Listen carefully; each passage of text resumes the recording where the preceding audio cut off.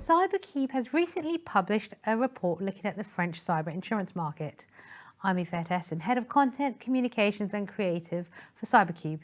Joining me to talk about that report is Brittany Baker. Brittany is Vice President of Solution Consulting for CyberCube. Brittany, thank you for joining me. Absolutely. Can you tell me a little bit about the premise of this report? What's the sort of data, what's the methodology that we've used?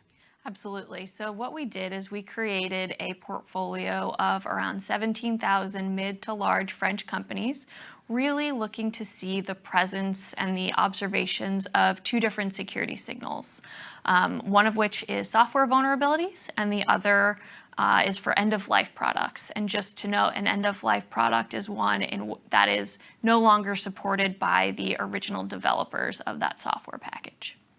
And what were the key findings? So we observed across 10% of this portfolio, so around 1,700 companies had at least one software vulnerability. And then when we were looking at end-of-life products, we saw around 200 instances of the use of end-of-life products across 127 different company networks. And when we looked and saw the convergence of those, so companies that had both software vulnerabilities and use of end-of-life products, there were only 31 companies that had both of those. And why was it important to focus on those particular vulnerabilities, those two that you've highlighted there?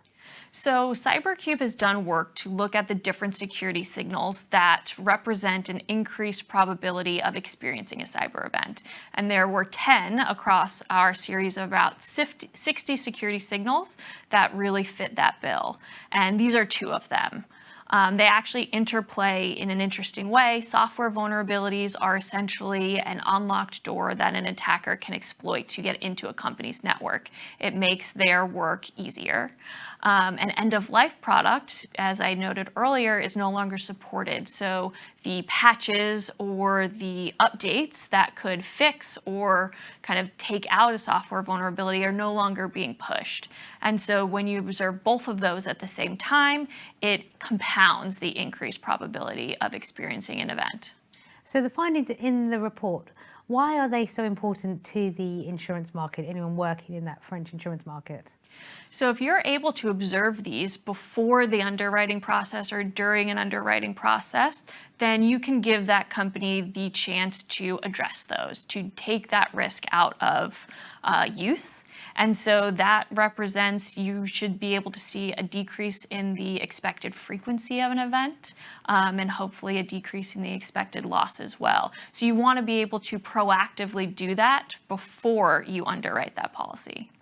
Brittany, thanks for explaining that. A copy of that report in English and in French can be found on our website, www.cybercube.com. For CyberCube, I'm Yvette Essen.